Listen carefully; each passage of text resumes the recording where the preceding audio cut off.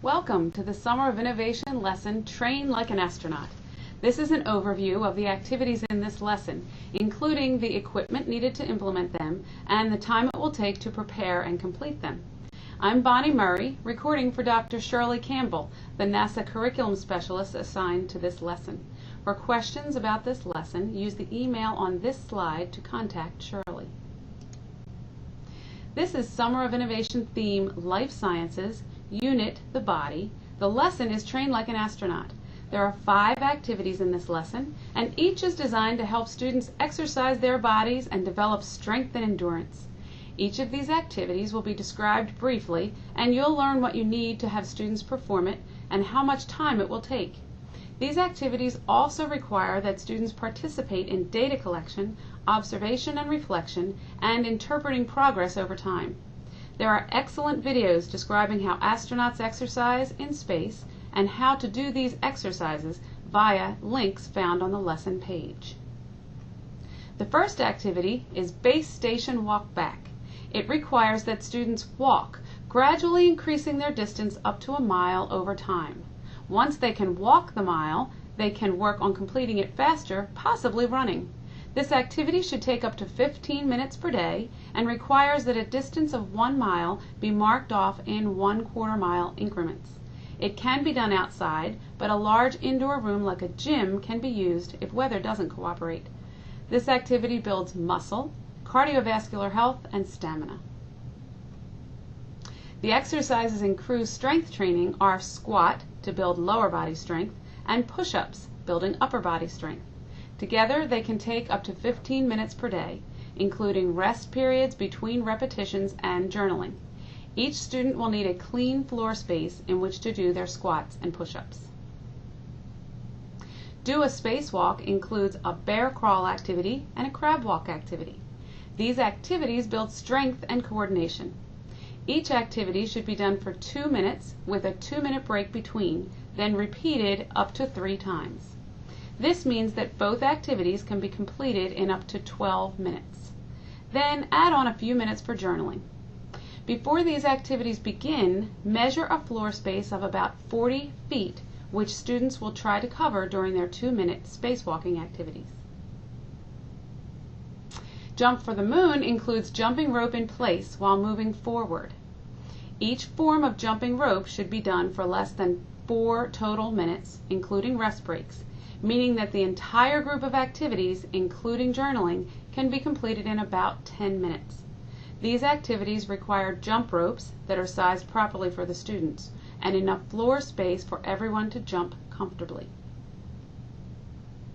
One activity in mission control requires that students stand on 1 foot while throwing a tennis ball against a blank wall and catching it. Begin by having students do this for 30 seconds, building up to a minute. The other activity requires that groups of about 6 students stand in a circle, each on 1 foot, and throw a playground ball to one another. This can be done for about 5 minutes. All of the activities are related to the actual exercises that astronauts do to prepare for space, and while in space, to stay healthy. The lesson page contains links to information and videos that describe how the astronauts carry out these and similar exercises. The lesson page for this set of activities contains links to lots of useful information. On it, there are links to help with learning about the exercising and especially keeping bodies fit while in space. There are pages of information for teachers to guide the implementation of lessons and for students to follow along. There is a link to the data collection sheet, which makes up a part of the mission journal and can be used across all activities. There is also a link to downloadable videos that demonstrate each of the exercises involved in each activity. Time requirements for these activities are widely varied.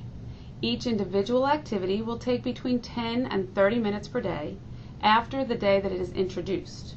Keep in mind that the first day will require more time so that everyone can learn to do the exercises properly and possibly watch the related video before beginning. It is best to introduce only 1 activity per day, but once they are introduced, they can all be done every day.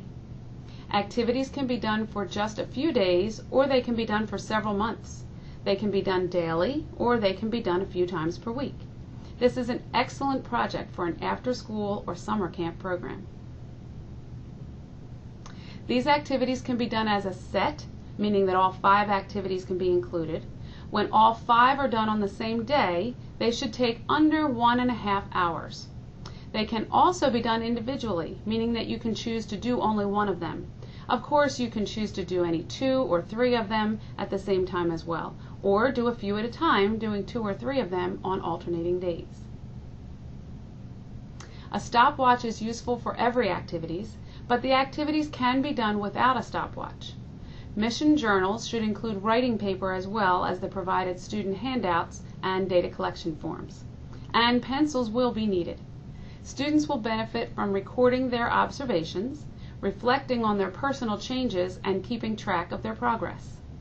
A metronome is useful during activities where students need to develop a cadence as they perform exercises.